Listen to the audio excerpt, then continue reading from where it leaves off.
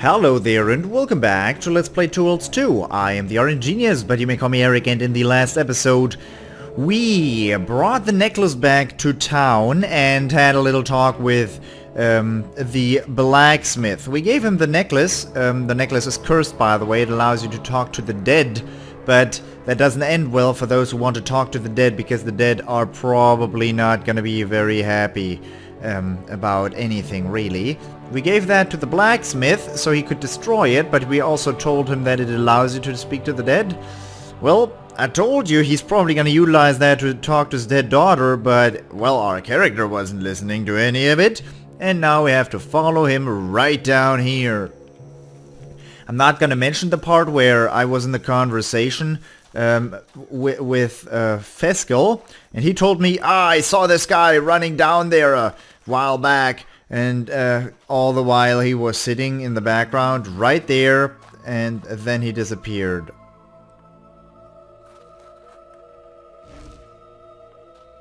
Go. Yeah. You have no young beaver's heart. That might have been the first time that I got that item. By the way, every time I come through there is ravens. I wonder what makes those ravens spawn. I do have to wonder about that. So, let me equip my weapon. Let me walk over water. Yes, I can do that now because I'm awesome. And let me get over here. There's a couple of undead, wolf fiend, all cool. But the important part is this. You're right there. Are these guys still aggroed? Well, you look the part. Come on. Let me end it quickly. Do I have to spell it out for you? You don't belong here. Die. Nope, I don't have to spell it out for him. Because... Oh. What the hell are you... So... What is it, cherished? What happened? Nothing, it's just... They don't want to talk to me. What did you expect? That they'd come? That they'd listen? I don't know. They were singing to me. They were singing. Kiss your daughter, kiss goodbye. Don't be stubborn, don't be shy. Come with us and we will see if she's happy, if she's free. And here I am. But now, they're gone. All gone. I can't see anything. Who are you? Calm down, cherished. It's me. Everything will be all right. See? Someone came to you. Ghislaine. He looks fresh. Meaty. Yes, he does, cherished. Yes, he does. What are you mumbling about? How about a bite, son? Go ahead. Try it. No, please, don't kill me. You. I'll swallow your soul! Yeah. What's wrong with you? Yeah. Don't, son. Don't kill me. I'm not going to kill you. I think I've led us into a trap. They're coming. Take them down, or die like a man. Safe Kulain. Thing is, there's a ton of enemies right now, and save. Oh, 4 skill points. Holy moly! I don't think saving Kulain involves him dying to meteor showers. I'd like to put another point in that, and...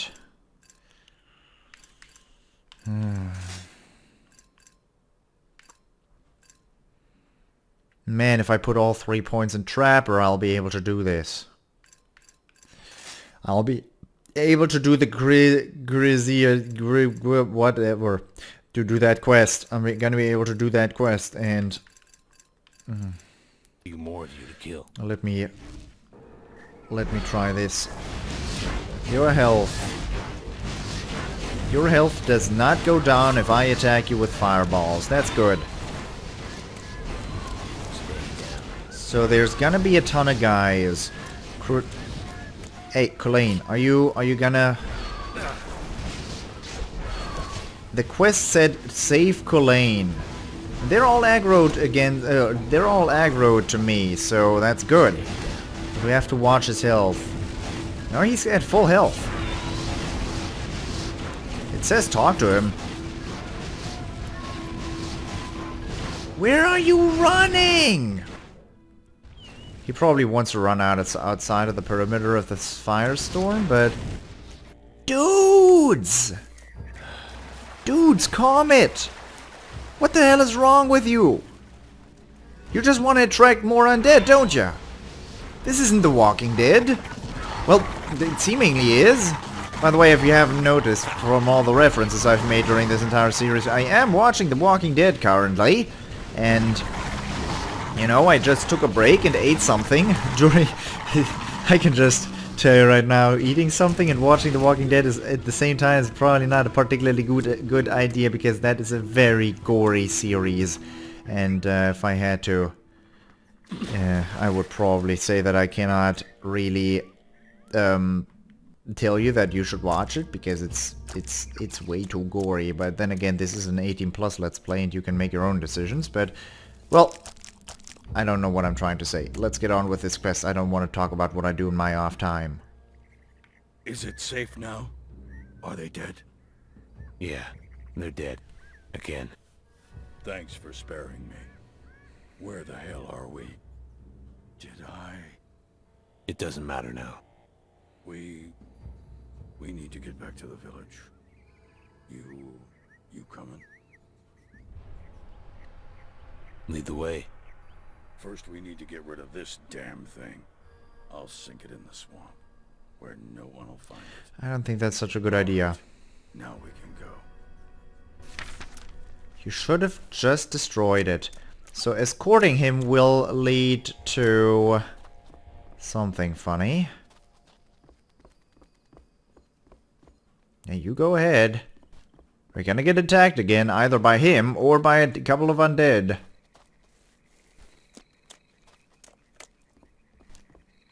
Or why do we have to escort him? I could have run alone too.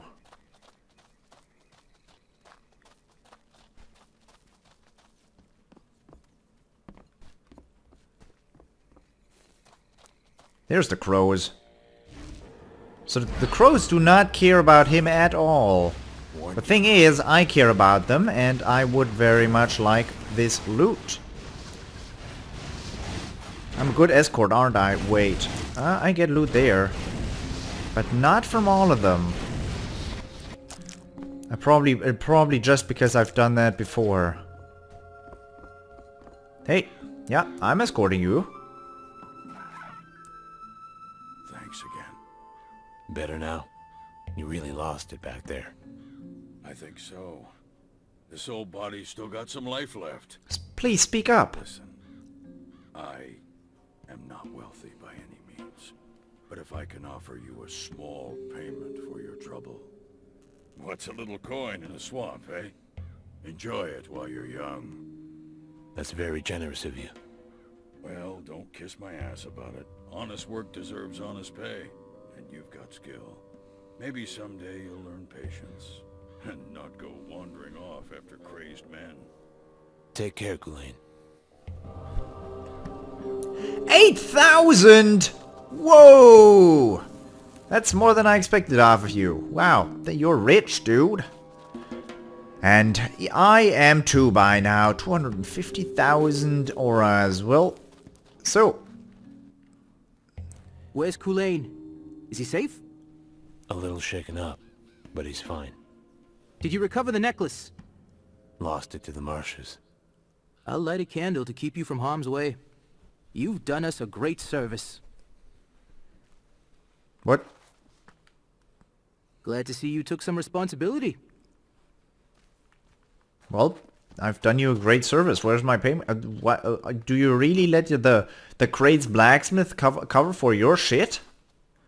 Oh, I misplaced my necklace. I've misplaced my necklace. Have you seen it?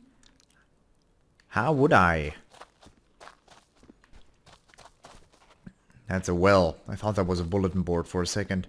That's just a wagon. What did the shopkeeper have?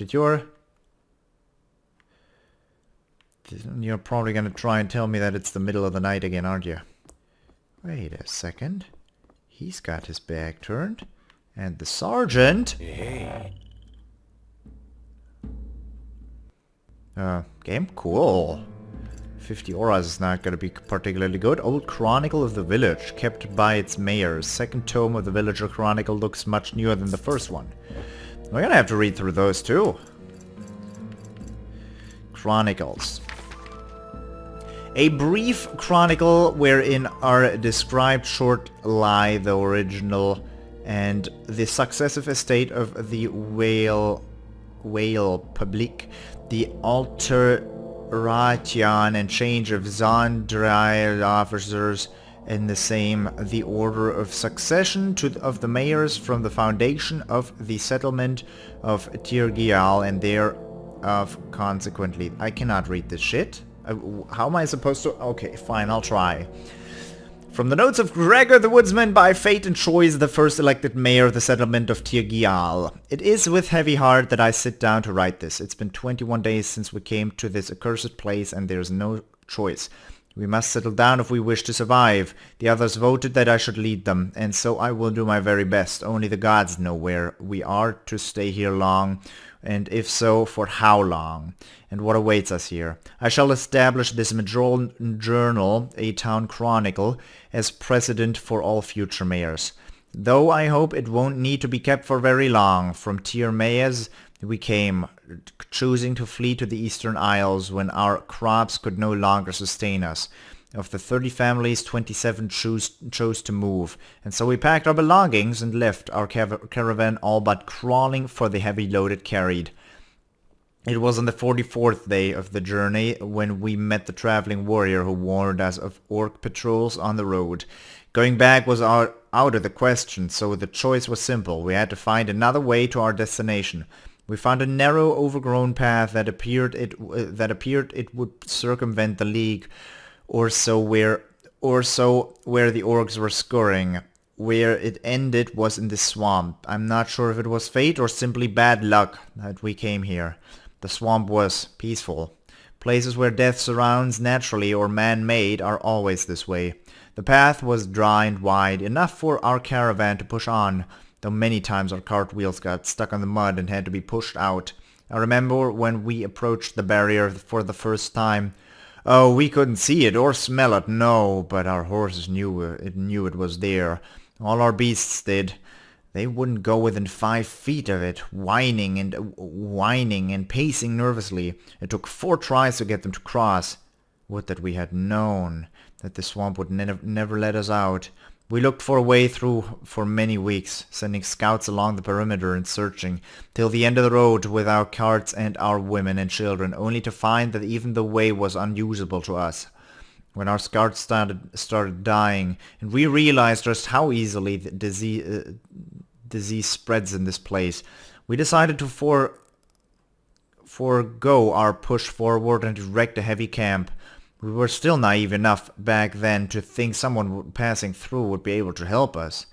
Yet it didn't take long for that delusion to die. Watching the birds and the other creatures of the swamp, we soon realized that no life exits this valley.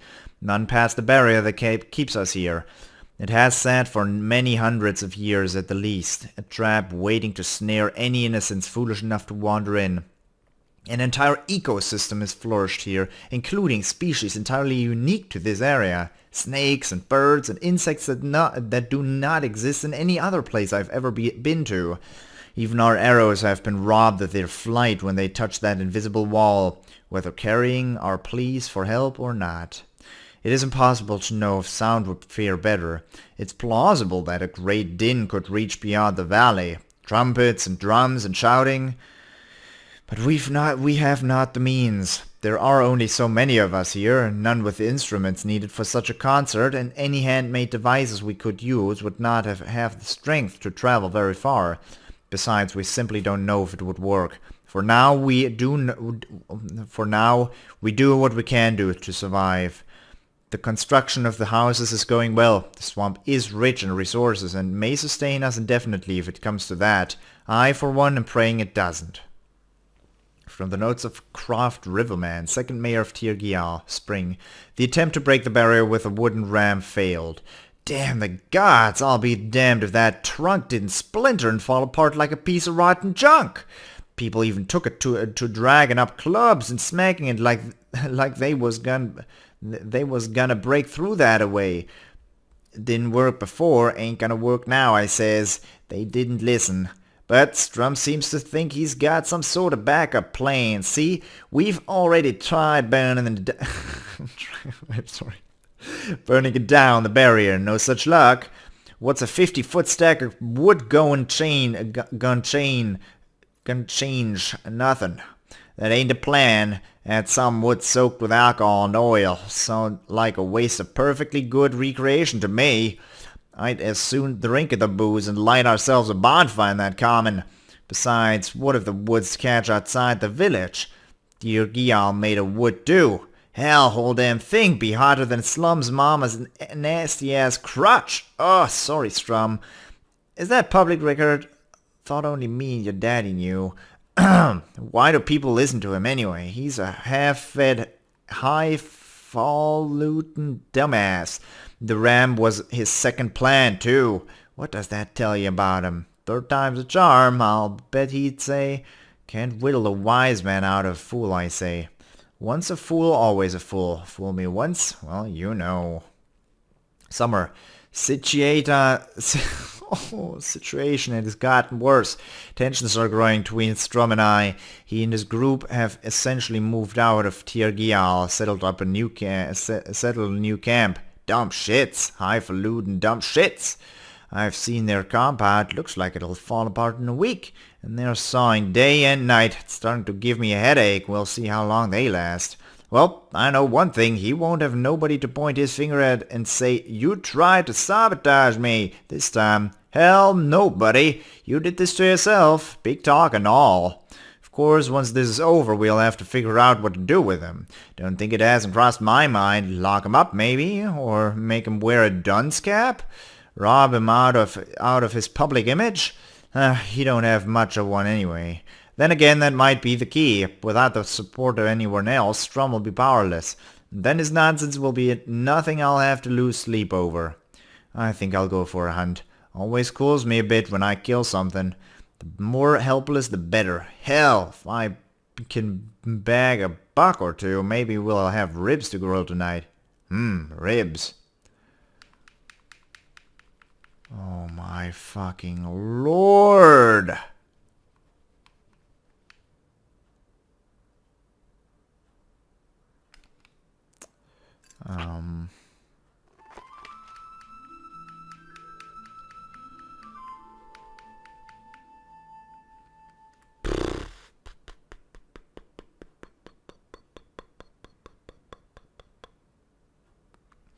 Well, this episode we'll be reading through this.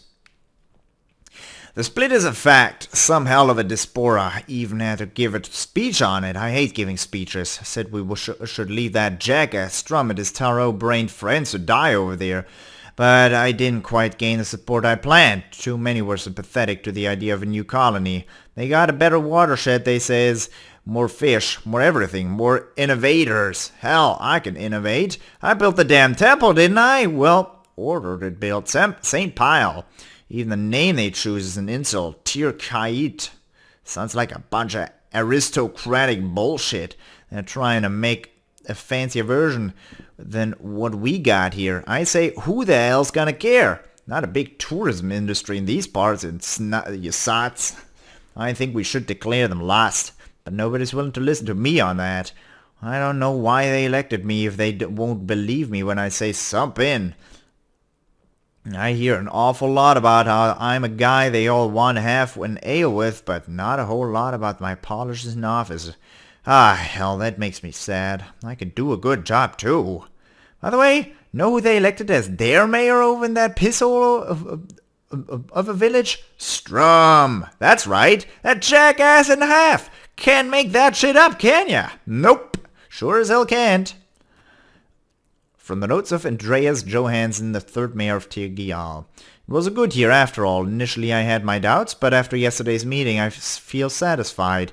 Maybe even happy. The Riverman years are over, and the feud between our colonies finished. What rejoicing we should have. Of course, it never should have happened in the first place. Having perused Mayor Riverman's notes and his private diary, which he had kept in this very room, I now realize that his jealousy of old Mayor Strum drove everything. And his greed. You can never underestimate greed. Where that came from, though, I have no idea. Riverman always pretended to be so pious and faithful. Doesn't the word of the gods as told in our holy scrolls preach rabidly against the excess of being rich? And about the virtues of the poor?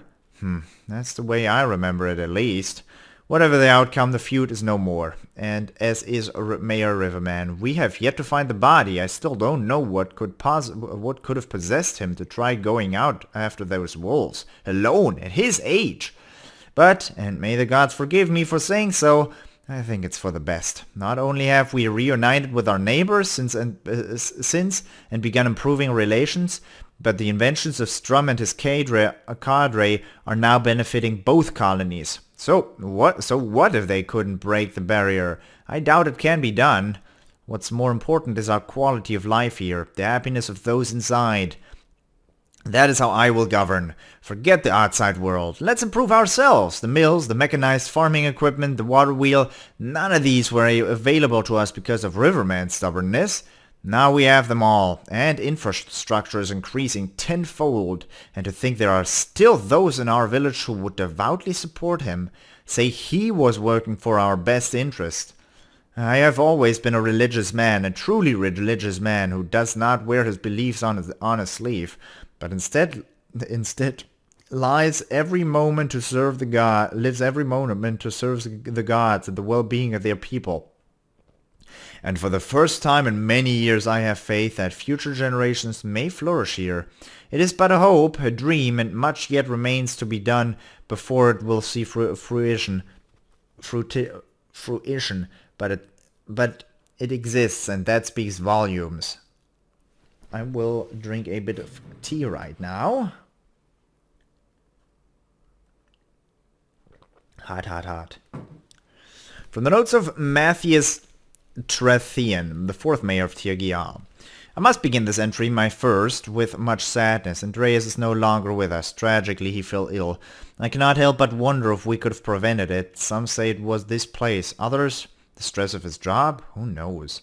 Everything at this point is mere speculation. At least he had a good run.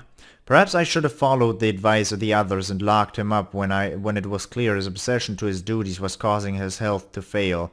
Fed him, nurtured him, given him a second chance. I've always been a firm believer in personal freedom, but in hindsight it's obvious what the right choice was. And so I ordered that there was someone close to Andreas every hour of every day, instead to watch him and keep him company, bear some of his burden. I was hoping that the sickness would disperse. It didn't. It continued to grow in him until he was too weak to walk, and at that point I knew we'd lost him.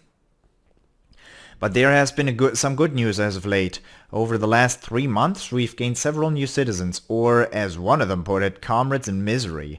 There is Amish, a tailor from Zerginthia. We've been in dire need of some skilled at the needle. The women seem particularly fond of him for obvious reasons. I myself am amazed at what he was able to create with what we had in such a short time. Amish himself appears resigned to his fate. As I spoke to him, he shrugged and said, "The gods light your road. You either follow it or look for a way in the dark." Such an outlook must be helpful here. I can't say I have his faith, though. Maraz is another newcomer. Only 3 weeks since he entered the swamp, and already he's won the hearts of many a swooning girl. Small wonder, though, he is, after all, a nobleman by birth. The cruel twist of fate that had him stumble into our midst gives me a strong feeling of redemption. When I was a child, all I had to eat was stale bread and half-molded cheese. And I couldn't go on without mentioning baby Tharia, of course. Mitchell's and Walla's little one. How quickly time passes, even in here. I remember Mitchell as a wee one himself, a violent boy, always picking fights with the others. But Wanda was sweet, so perhaps Tharia's temperament will side with hers. Time does strange things to the mind. To think they are having children, and I still feel the same as I did when they were newly born. From the notes of Maras Caster and the 5th Mayor of Tirgial, cursed be the day this place shed its way into existence. I was destined for greatness and riches. Thank the gods no one will read this until my death. Let them know how much I've swindled them. Stupid, filthy peasants. Hell, I probably think this was funny if it had happened to someone else. It's irony. I escaped my cell in the dungeon beneath Hatmandor, only to end up here in a prison far worse than the kind with 4 stone walls and a dirt floor. Here the torture isn't the time. It's other people. They banter and bicker like animals. I can't stand a single one. Sometimes I think I've died and gone to hell. It wouldn't be too far-fetched. And they thought I was a nobleman, worthless pricks. Ah, yes, what a sad, sad story. Hatmandori nobleman robbed on the highway. Helpless victim to a renegade faction of the Thieves' Guild. They lapped it up like dogs. But it's all going to hell now. They're not happy with me. Keep asking where their gold is. I should protect them from this sort of thing, they say, and I don't think they're buying the old business of taxing them until the aura shits. I can only explain that one away so many times. Also, they keep demanding to know why I promised I'd break the barrier if I couldn't get it done. Now there's a lie, and there is a lie. I know the difference. Now there's a lie and there's a lie. And I know the difference. Never got caught in either one, but I may have stretched myself thin this time. Have to admit I forgot myself. In a city nobody ever knows your face. You can get away with practically anything, as long as the guards don't catch you. Here, on the other hand, everyone knows each other by name. They're always in each other's business. You can't take a piss here without someone knowing. Guess it's time to bolt. Got a good sword and bow, plenty of auras I've scooped out of the tax pot. Not that they're any use here, but on the outside, I never bought that crap about the barrier, you know? There's always an escape somewhere. These lazy swine probably just didn't look hard enough. So, I'll tell you, dear reader, what I'm gonna do. Dive. It's the simplest thing. And if it doesn't work, at least my mother will know I died a rich man, huh? Heh! Well, she's dead, but you get the point. Best part about this? I'll never have to see Carissa again. She thinks I don't notice when she undresses that craven Lars with a glance, but I see it every time. That slattern. Why'd she even marry me? Thinks I don't know they've been sleeping together. Pah! I've got half a mind to leave her in the swamp. Maybe drown her or throttle her first. Even stab her once or twice while looking her in the eyes so she knows I know. But it'll cost me time, and time is in short supply, so it'll have to remain a fantasy. At least I know what she'll be doing for the rest of her miserable little life. That may be vindication enough. Almost got everything packed. I think I'll wait for dusk before embarking on my little vacation. Goodbye and good riddance. See you all in hell. Last thing, I hear Carissa talking outside. A man's voice is with her. That coward Lars. I can see them. Her back's turned. Maybe I will kill the bitch after all. I'll take another sip of my tea.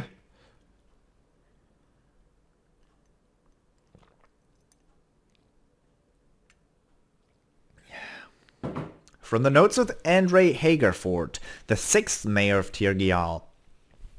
The hunt for Mara as my predecessor is finally finished. Aaron's posse saw him dive by the old well and waited for hours, but he never came out on either side. All that gold he was carrying must have weighed him down. You'd think a man who pretended to high office for so long would be able to figure that out, but then again, Maraz's leadership wasn't the only thing that constantly gave me the impression he was just putting on airs. I can't help but wonder if in his last agonizing moments of life, as the muck and mud filled his nose and eyes and lungs, he decided maybe in the end it wasn't worth it to be such a cold, callous fraud. I suppose it wouldn't matter. People like that don't change. That's why I've made it my vow that as long as I'm in office, this village will not be tolerant on crime. Maraz's notes have left us with extensive insight into the workings of the criminal mind, and this should be a foundation for our justice system. We will not allow this to happen again. Ah, but poor Carissa, and to think that her good nature was what doomed her. That this maniac murdered her and Lars in his desperation to get away over nothing but an imagined jealousy. Lars, what a good man! The women are now comforting Tania. Will she ever recover? Her husband to be murdered by Maras on the very day that they wanted to inform the village of their plans to marry for nothing more than hiring Carissa to do the planning? What a world we live in. Mayor Andre. I still can't get used to the way that sounds. Suppose I'll have to. Truth be told, it only sounds good when a stranger says it, and there are so few strangers in Tir Gial. From the notes of Aran Kitewing, the 7th mayor of Tir Gial. By my calculations, it's been exactly 427 days since I found myself trapped in the swamp. I've long pondered if, knowing what I know now, I would still come here if I were able to go back and do it again. And while I try to convince myself that yes, I would, that a man of science and sorcery would never pass an opportunity to investigate a bizarre phenomenon such as our barrier, the truth is that I feel like I've wasted my life. And a life is a terrible thing to waste. In hindsight, nothing else seems to matter. Still, I like to think that I have made good use of my time. I've helped the people learn about their environment, how to survive, how to endure, how to flourish, and in the time they even named me the mayor of Tir Gial. I still marvel at how willing they were to trust a wizard, considering how much the city folk I used to live with hated me. I remember my student days, how conversation outside the university would cease the moment someone saw me in my novice's robes. You can't trust a wizard any more than you can trust the Geriza, they'd say sometimes in unison. I even discussed it with Jacob recently. His reaction was, wish those city folks saw you how you govern us and they might reconsider. Ah, Jacob, you always know how to put me in brighter spirits. But of the barrier, first, I am certain that any physical attempts to shatter the barrier are bound to fail. I've witnessed the villagers from both settlements repeat the ideas of which the previous mayors wrote. I've heard of dozens of other concepts proposed, all to no avail. I didn't discourage those attempts, for a man occupied and hopeful is a happy man, but I knew that they would achieve nothing, and I was right. There is no longer any doubt in my mind as to the barrier's purely magical nature. When I originally left my hometown to investigate the magical remnant, my training led me to sense this in this region. It so turned out that it was not, in fact, the barrier that I had sensed. There is a deeper magic here, of which the barrier is merely the byproduct, something dark, sinister, hostile to life. But I haven't the time to speculate on that now. I'm not a thoroughly trained magician, truth be told, but I do have some training and enough to know when the abuse of magic is present. The magic which I eventually managed to sense in the barrier is ancient and utterly unknown to me, but it is clear its purpose is not being used for good. I now realize that very remnant of dark magic was the reason I ventured here in the first place. It was never about the barrier. I set out expecting nothing but an hour's ride and at most 2 or 3 of basic thaumaturgic investigation. That lurking, dormant presence I had sensed, and above all the feeling of its oldness and, yes, belligerence led me inexorably to this conclusion. It must be active. Not a spell. There is a source powering this magic and the barrier that is not in any state of dormancy. I've never informed anyone of these findings. I dread doing so. I don't know if I'd recognize this magic source if I saw it, and it could be a person, a beast, anything at all. Spilling this information to the public could result in my assassination. I'm hoping those who read this account will not be doing so, as they nod their heads over my murdered corpse, saying to themselves, "Well, at last he had that part figured out." I must be cautious with my next move. Keep resolute or lavish. Keep resolute or lavish. Deep breath, Eric. Good. Take a sip of my tea.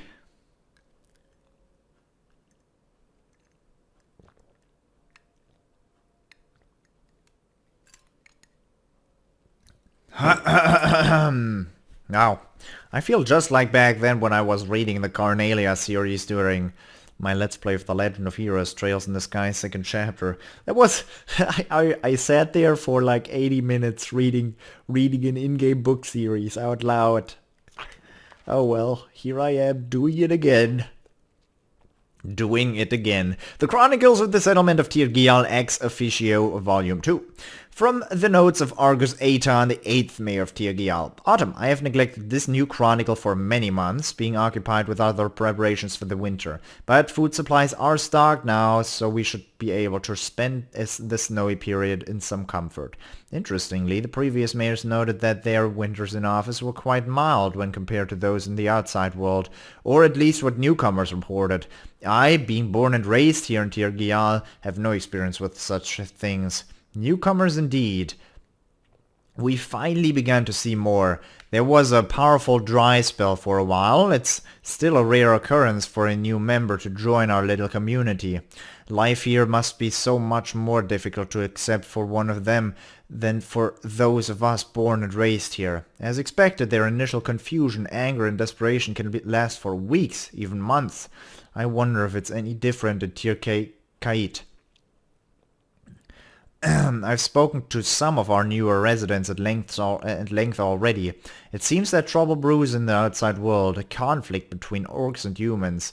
The unrest is apparently causing some unsafety on the roads, which may explain why so many more people have arrived recently than in decades past. But orcs? I find it hard to believe in such a race.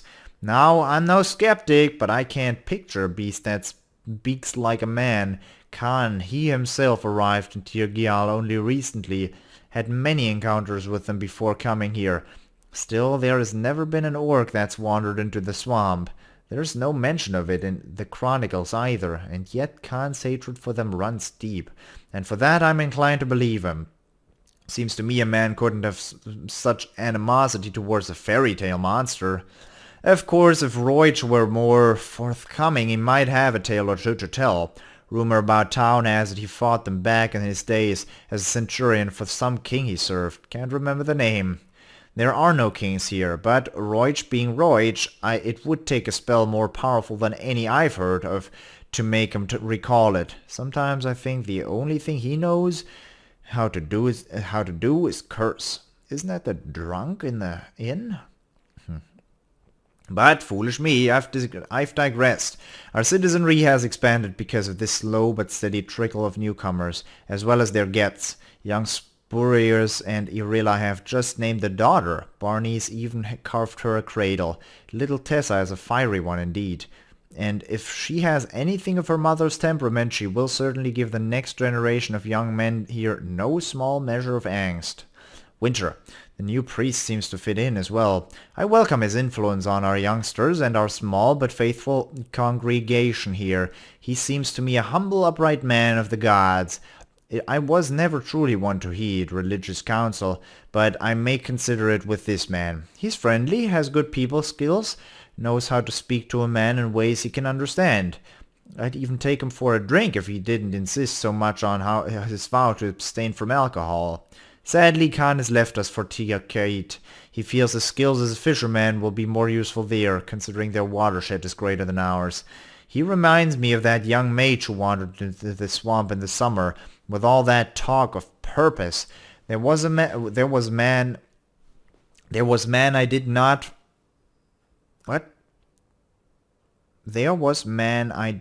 for one in need of spiritual guidance.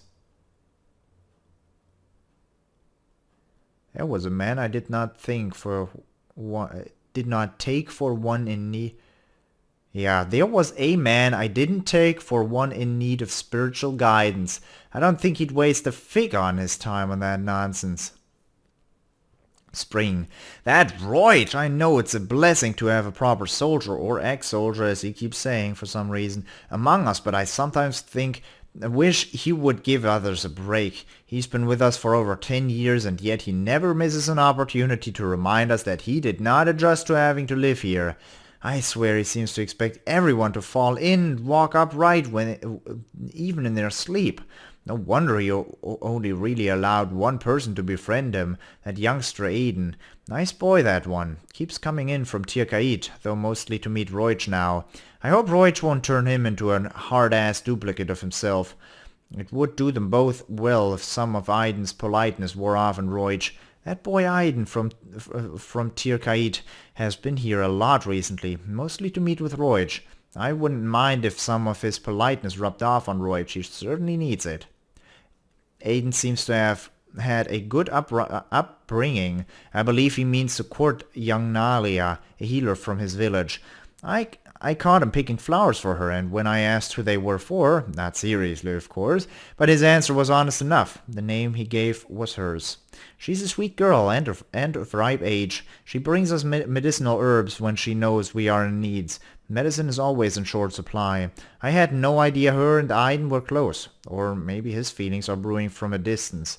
It's hard not to speculate on such matters. There are so few young people here, and their passions are so much wilder than ours, or of a more tested age.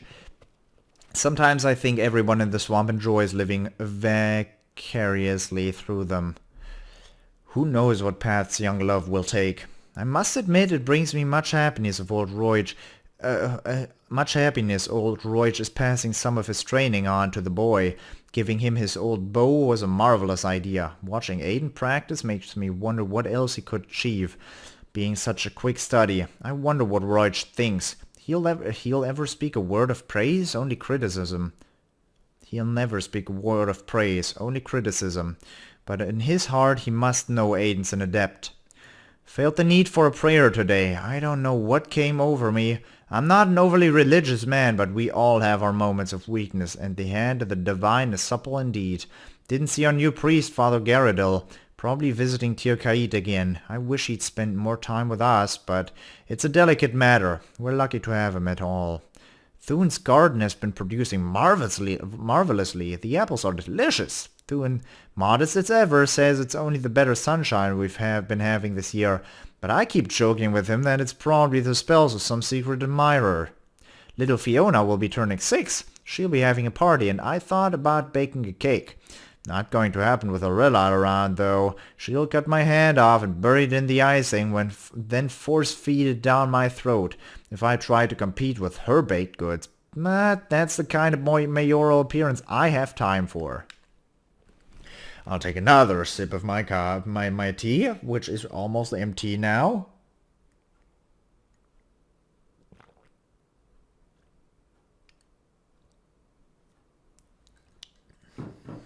Summer. Placed flowers on Mayor Kitewing's grave today. Meditated for a while. He was such a good leader, and I seldom feel I've lived up to his legacy. Actually, to be honest, complete inadequacy is what I feel when I stand next to his grave. Like a child who can do nothing but fail. Perhaps it's only my memories of him working an illusion. And he wasn't such a great man after all. Then I look at the village, and how much it seems to have fallen even in the short time I've been in charge. Even his death seems more noble than what I'm capable of. To poison oneself with a gas? How awful. Some people think it was accidental, but I think it was suicide. Spent some time revisiting Kitewing's notes. Surprised such a wise man could spend so much of his time meditating on rubbish. Fallen deities, hidden curses, spirits. His diary read like a poor man's occult book. I think Kitewing's arcane training finally got the better of him. Maybe he should have spent less time devoted to creating breakthrough spells to destroy the barrier and more being grounded in reality. And to think I always looked up to him. But concerning more pleasant subjects, Mayor Torgo crossed over to share a drink. Their meat is fine this summer over in Tirkait. Can't wait to get my hands on more of it. Last year their pies were better than ours. But they're pies. But who gives a rat's pink ass about pies? We need to brew more mead. Better mead, and quick. The festival of the long sun is fast approaching. Maybe I should ask the priest if we can use the cellar under his temple. They used to brew casks there before he and his piety showed up. Hopefully he'll be in Tirkait again and we can slip them in unnoticed. I swear he's been spending more time there with his own parish. Night of St. Jeremy's morning hours. Death and panic, demons everywhere, priest alive. Tries ritual, says maybe he can stop them. Aiden all bloody, half insane, says he killed someone. Must keep the people calm.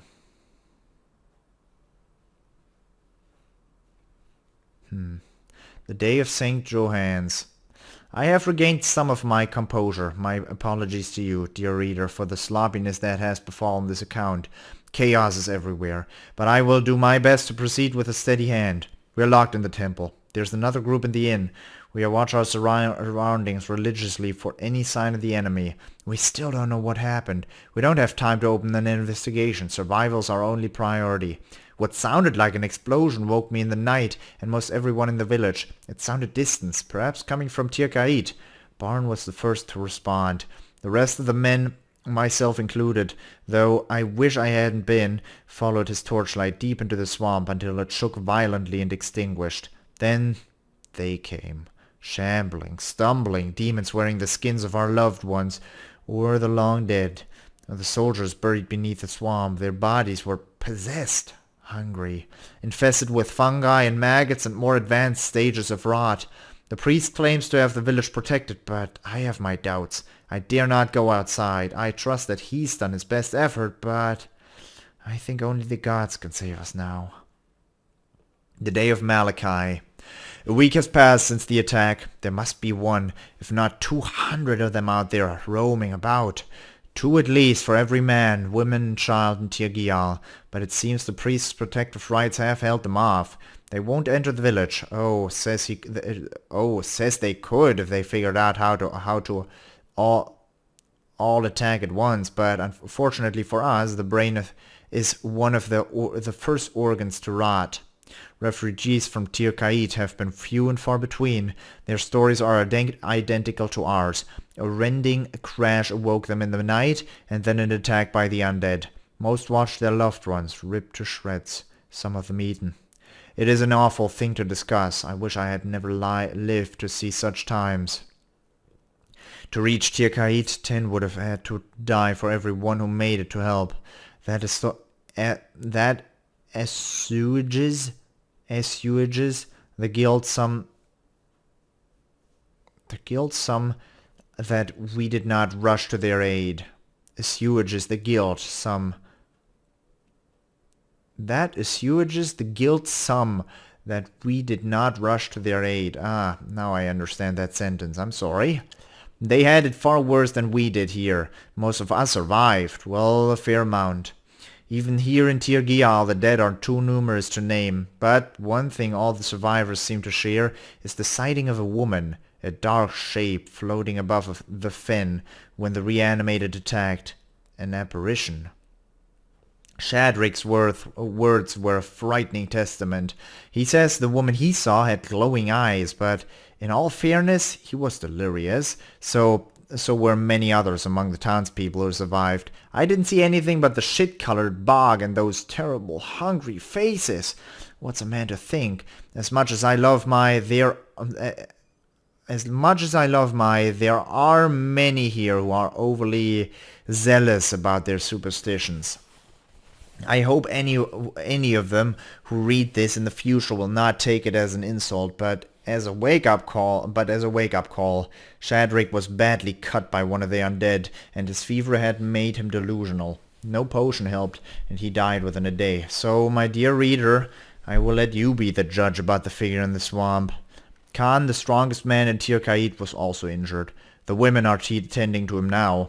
There is a good chance we will be burying him in the morning. Aiden, whose injuries were less serious, Well, let's be honest, he was practically unscathed. Hasn't said a word since he arrived stumbling into the priest's protection. Even Roich couldn't get him to speak. We can all see it in his eyes, what he's thinking. No one has seen Nalia. Elena survived, which is surprising. She's quite old, frail, prone to sickness, but not reanimated corpses apparently. Maybe they prefer younger flesh. I can identify with that. I myself would sooner take a rack of limb than a shank of mutton. About 3 weeks later. We stay mostly in our houses now, when we're not together. The inn and the temples have become common meeting places. Some have tried finding their consolation gardening or doing woodwork, even in romance, though the pickings are even slimmer now than they were. And they were never good. It's almost fascinating watching the undead stumble about. They can't get past the priest's spells, and if they could only figure out how to use a teleport, they'd have free reign of the place, but once again, and this has become a source of endless vindication to me and my friends, when it comes to reason, they simply don't have the necessary hardware. Only Mayor Kitewing had people build those in his time, activating them with his magical abilities, and from what I remember they were indispensable in crossing quickly to Tirkait. It's all a blur now. 3 weeks, 3 months, 3 decades, it makes no matter. That life is gone. I take back what I said earlier about Kitewing. He foresaw all of this. Our teleports are rigged in such a way they won't admit anything but a living, breathing person. So even if the pus sacks, as we've taken to calling them, find their way to one accidentally, it won't self-report here or anywhere else. Once again, he led our people where I failed. Even from beyond the grave, he bests me. 2 days after the last note. Heard a scream yesterday. Undeniably human. There could be no mistaking. It was the voice of a terrified human, not a hallucination either, though I'm growing more prone to them. No, others verified that they'd heard it too. Was it some survivor of Tirkait who got lost in the swamps and somehow managed to outrun them? Not likely, but not impossible either. Perhaps it's best not to dwell on it too much. Every time I think of those poor people, my mind begins to wander. To think we would have beat them this year at the Festival of Long Sun. I tasted both ales, and ours was by far the superior. Or was it perhaps another lost traveler?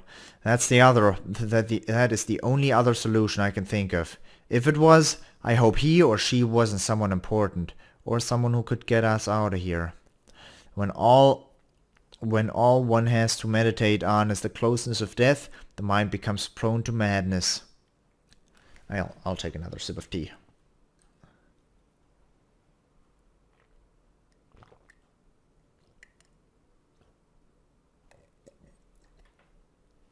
Okay, that's done now. Empty. Let's read this book.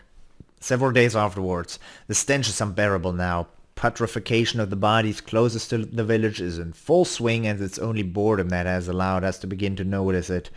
We dare not risk stepping even 1 inch outside the priest's protective rites to retrieve them for a proper burial. The eyes of the reanimated are ever watchful. There are so many of them. A week later. Strange noises haunt us in the night. Not the curious sucking sounds the undead make in their restless shambling through the mire. No. Instead, this is a new evil. A howling, beastly moon cry. I'm no superstitious man. At least I still try to convince myself that, even though I lock all my doors and windows even in daylight and listen to priests for guidance on all matters except shitting and eating. But I can only imagine that the lords of the underworld have seen our village and unleashed upon it the very hounds of hell.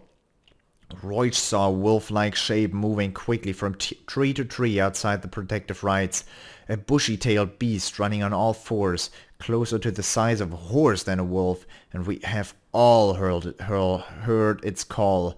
Doubts linger. Nightmares aren't escaped the waking world. And the wasps. I thank the gods every day for sending us Father Garadil. There once were beekeepers in Tirkait, and I was never a fan of honey except in mead, but I'd rather be swarmed by 1,000 of those than one of these giant man-eating insects that have taken their place. From whence From whence has this darkness stirred? Sometimes I think I'd give my life to find out. Madness is a flirtatious bitch. 6 weeks later? Probably?